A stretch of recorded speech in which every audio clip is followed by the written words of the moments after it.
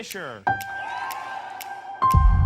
This record is a statement about mortality, about the fragility of life, from the perspective of someone who's seen so many lives come and go, and seen the different ways that people come and go out of this existence.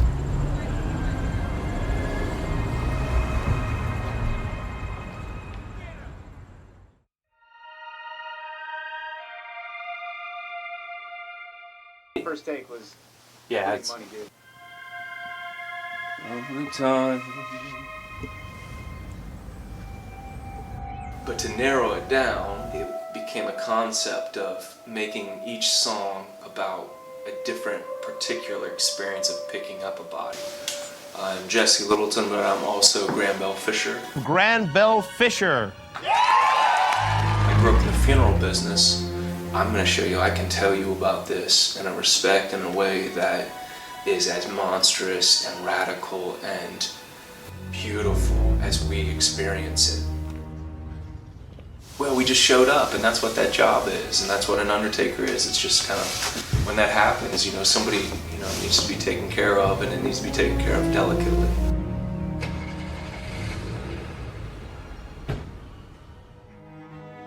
Well, Dave's always appreciated that about, my narrative of my life and how it has translated even in a lot of the music that him and I've done. Man, yeah, it's been so long since Jesse and I made the first record for Hollywood Records. And in between then and now, it's been amazing because he's been through so many different life changes and some heavy stuff. My lung collapsed. Needless to say, I wasn't well, followed by serious infection and spitting up cups of blood and several major surgeries, pausing my life on and off, yet still with no medical answers. You can be good, you just gotta concentrate it, you gotta find it, you gotta find your core, just find your heart, I'm okay. This went on for years, losing half of my left lung. Not sure if I would ever be able to sing again. I fought my way back. I just got my final checkup and they said, come back in a year. Good news today. Don't usually leave the hospital with good news, so rock and roll. I see the emotion of it. I just feel the energy of how it affects everybody in my family and me, and just how potent it is in my music, and how potent it is in my art and my beliefs, how I'm being now, how I feel in this space at this moment, in this time, in this dimension, in this chaos, in this mystery, in this magic. Oh, me, how do I, and why do we, oh my, oh me, how do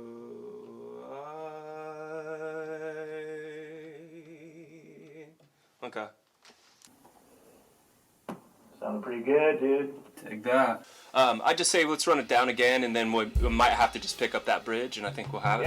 Yeah.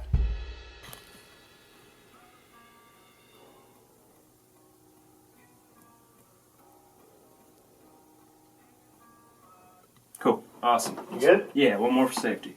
Yeah, great. You want to get down to what people are, who they are, how they are.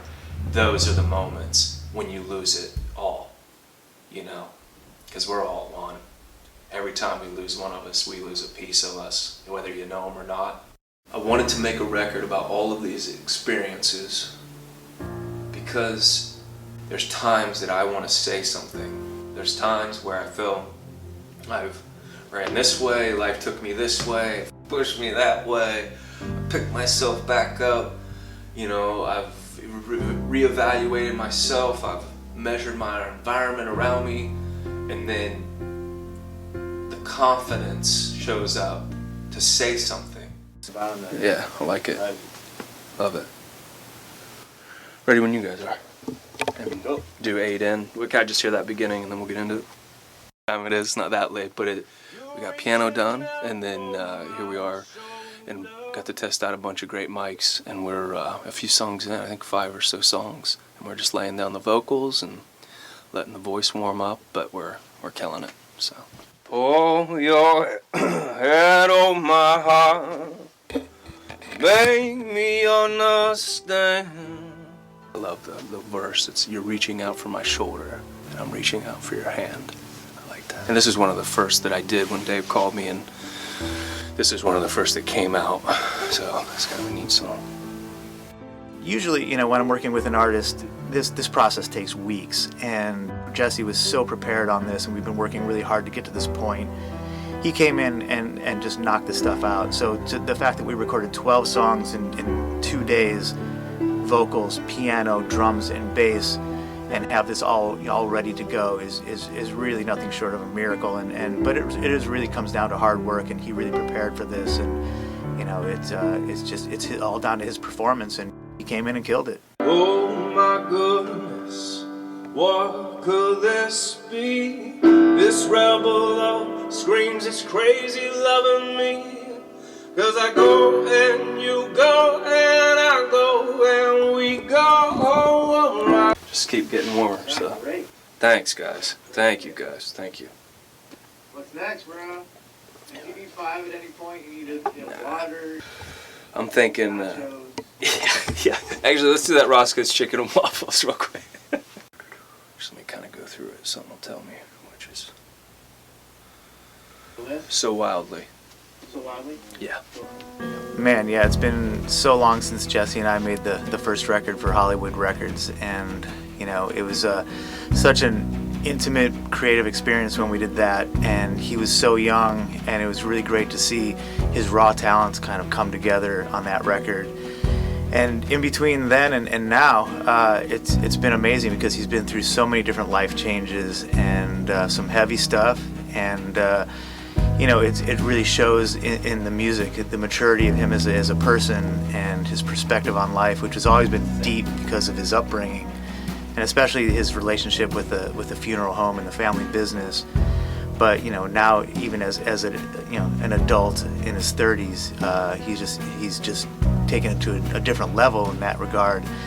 And that's why these songs, you know, touch on such a deep personal level, and he's really been able to harness that perspective and his experiences and put it into music.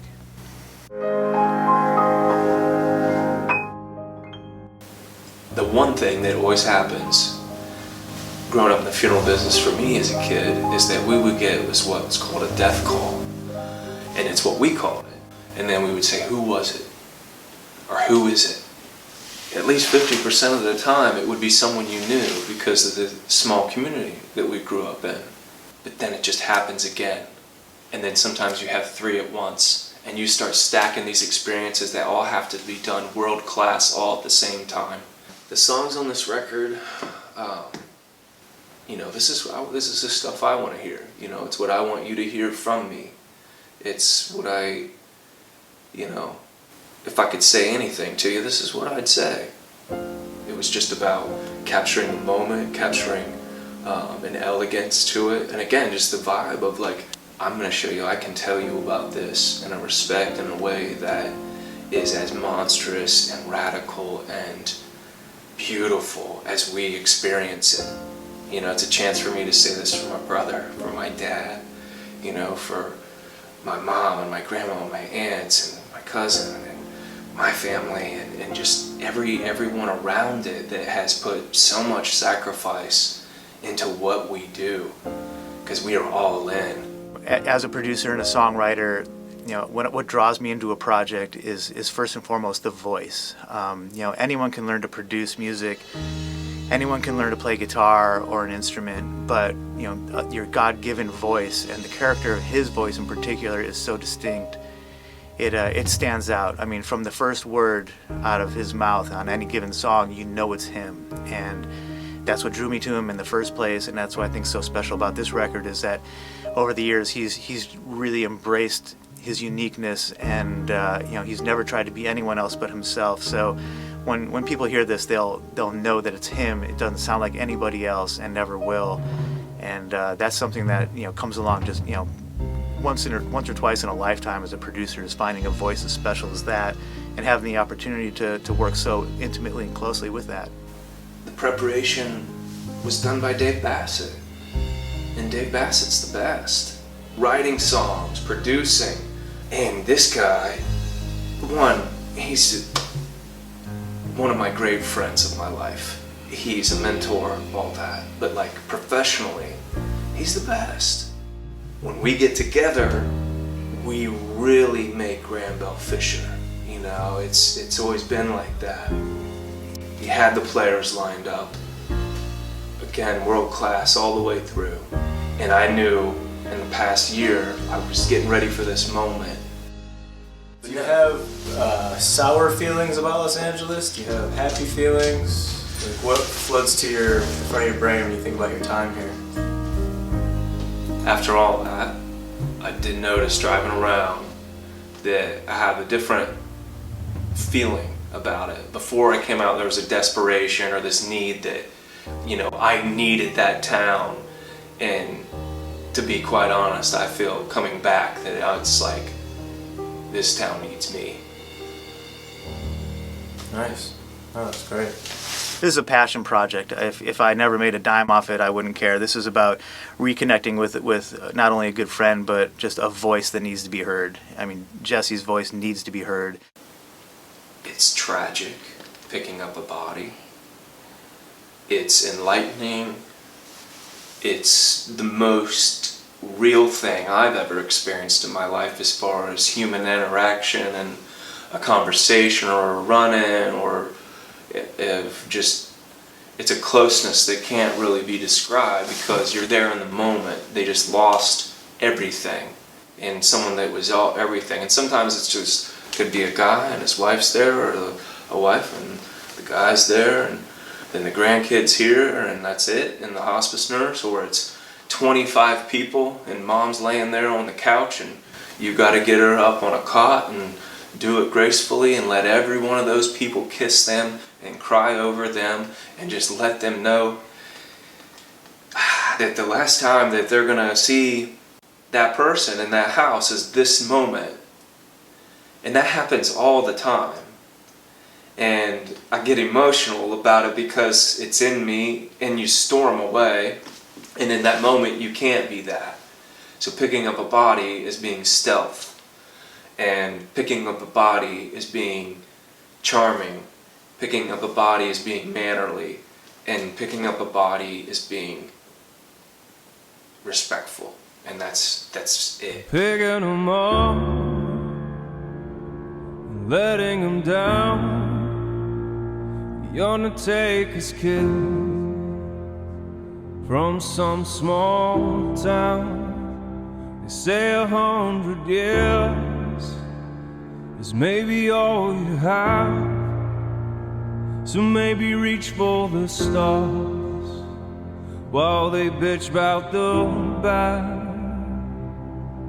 Lovely life, lovely time, lovely loss of everything you see that's mine. Live the love, love to live. They say the big dead corpses, the corpses of gods in our imagination. When you feel we're lost, it's a tricky thing. When you're feeling pain and your heart knows the way, like a dead tree in rain. Lovely life, lovely time, lovely loss of everything you see that's mine. Live the love, love to